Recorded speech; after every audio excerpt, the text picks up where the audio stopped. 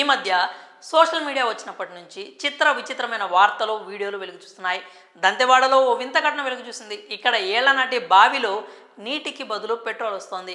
ఇంటి యజమాని పూజ కోసం బావి నుంచి నీటిని తోడగా బకెట్లో నీటికి బదులు పెట్రోల్ వచ్చింది. అది చూసి కుటుంబ సభ్యులు మొదట ఆశ్చర్యపోయారు. రెండోసారి బావి నుంచి నీటిని తోడారు. ఈసారి కూడా బకెట్లో నీళ్లకు బదులు పెట్రోలే వచ్చింది.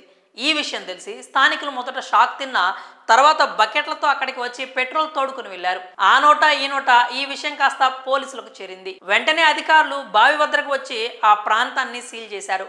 అసలు బావి నుంచి పెట్రోల్ ఎలా వస్తుందా అన్న విషయంపై విచారణ చేపట్టారు. విచారణలో సంచలన విషయాలు వెలుగు చూశాయి.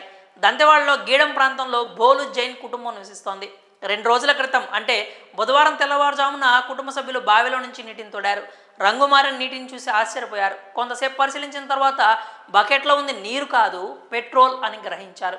కొద్దిసేపటికే ఆ వార్త గ్రామం మొత్తం వ్యాపించింది. గ్రామస్తులు ఈ వింత చూసేందుకు ఎగబడ్డారు. కొందరు స్థానిక పోలీస్ స్టేషన్కు సమాచారం అందించారు. ఈ విషయంపై పోలీసులు విచారణలో పలు కీలక విషయాలు వెలుగు చూశాయి.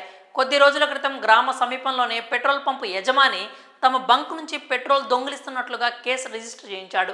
పోలీసులు కేసును దర్యాప్తు చేశారు. సమీపంలో సీసీ కెమెరాలు పూర్తిగా పరిశీలించారు. కానీ ఎవ్వరూ పెట్రోల్ బంక్ నుంచి దొంగిలించినట్లు కనిపించలేదు. దీంతో మరో కోణంలో దర్యాప్తు మొదలుపెట్టారు. ఈ క్రమంలోనే బావిలో నీరు పెట్రోల్గా మారడాన్ని గమనించారు. బోల్ జైన్ కుటుంబం నివసిస్తున్న ఇంటికి సుమారు 100 మీటర్ల దూరంలో ఒక పెట్రోల్ పంపు ఉంది. పెట్రోల్ పంపులోని ఇంధన ట్యాంకు లీకేజీ కారణంగా సమీపంలోని బావిలో దాదాపు 14,000 లీటర్ల పెట్రోల్ చేరినట్లు పోలీసులు తెలిపారు. ఇదిలా ఉంటే పెట్రోల్ అత్యంత మండే పదార్థం. బావిలో నుంచి పెట్రోల్ రావడంతో కుటుంబీకులతో సహా గ్రామస్తులు కూడా భయాందోళన వ్యక్తం చేశారు. ఏ క్షణంలో పేలిపోతుందో అని భయంతో వణికిపోయారు. పోలీసులు తహసీల్దార్ సంఘటన స్థలానికి చేరుకొని పరిస్థితిని సమీక్షించారు. వీలైనంత త్వరగా లీకేజీని గుర్తించి మరమ్మతులు చేసేందుకు అధికార యంత్రాంగం ప్రయత్నిస్తోందని తెలిపారు. ఎవరూ భయపడాల్సిన అవసరం లేదని సమస్యను త్వరగా పరిష్కరిస్తామంటూ తహసీల్దార్ తెలిపారు. ఎలాంటి అవాంఛనీయ సంఘటనలు జరగకుండా అగ్నిమాపక దళం పోలీసులను ఇంటి చుట్టూ మోహరించినట్లు పోలీసు సూపరింటెండెంట్ గౌరవ్ రాయ్ తెలిపారు. ఇలాంటి సంఘటనలపై తక్షణమే అధికారులకు సమాచారం అందించాలి అని పాలకవర్గం స్థానిక ప్రజలకు విజ్ఞప్తి చేసింది.